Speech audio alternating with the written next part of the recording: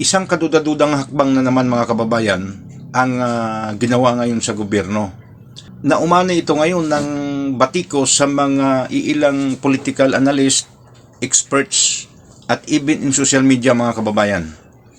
Itong 21.47 billion na cash allocation para dito sa fuel subsidy na ang makikinabang sana nito mga kababayan ay ang mga kababayan nating sobrang napiktuhan dito ngayon itong sektor sa transportasyon, ang mga drivers, operators at iba pang mga public transport group na lubhang napiktuhan itong kalagayan natin ngayon. Pinuna ito nila Attorney Trixie Angeles at ni Attorney Barry Gutierrez mga kababayan. Itong 21.47 billion na intended for the mitigation of fuel prices, fuel subsidy. Intended mga kababayan para lang sa fuel subsidy. Ngayon ang nangyari, imbis na doon itugon itong budget allocation na ito, aba na may mas malaki pa ang tinapyas nito at inilagay sa Department of Public Works and Highways,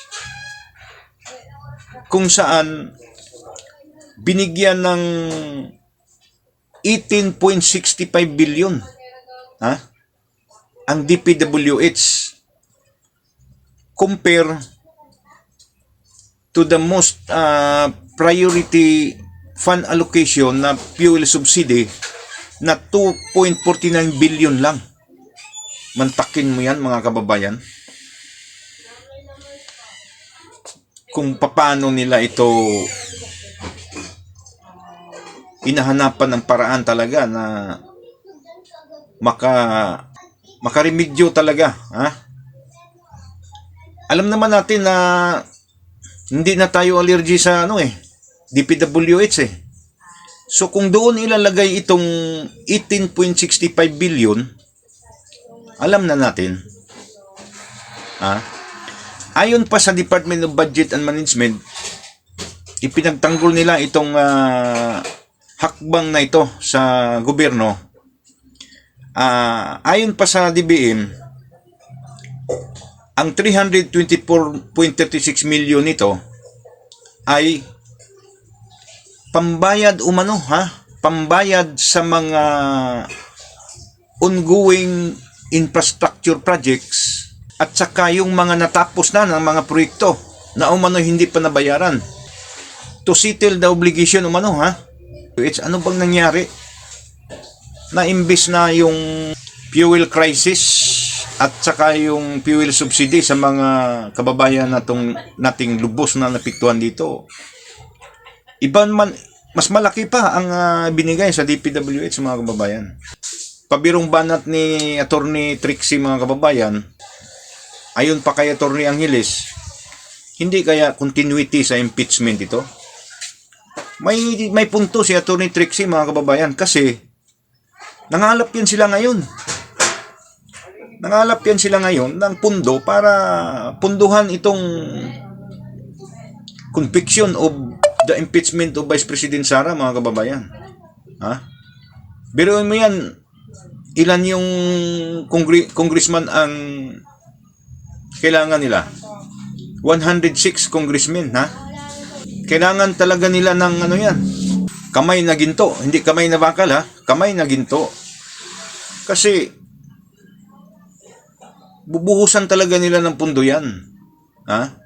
Even in Senate, mayroon yan. Hindi na lingad sa kaalaman natin yan na kalakaran na yan.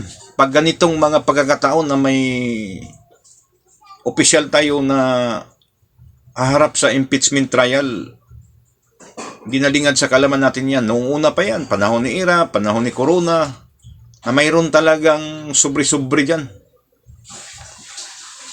So, baka ito na yung paraan nila nakakasingit sila ng paraan dahil dito ngayon sa crisis sa gasolina. Kaya nilang ipang-divert yung mga fund allocation sa fuel subsidy. Talaga namang sana maagapan itong hakbang na ito ng gobyerno natin. Napakalaki, mga kababayan, napakalaki talaga. Ang 2.49 billion nasa 11.6% lang kumpara sa DPWH na 18.65 billion katumbas ng 86.8%. Mantakin mo yan. Alam ko, pumutok na itong issue na ito sumabog na itong issue na ito ay pinagtanggol nga ng DBM. Hindi naman ito emergency fund or bagong allocation. Kasama ito sa national government budget sa 2025 na ilalabas lang kapag mayroong ganitong mga fuel crisis. So dito na sila ngayon sumingit. Nagkaroon sila ng pagkakataon na ito na yung pagkakataon natin.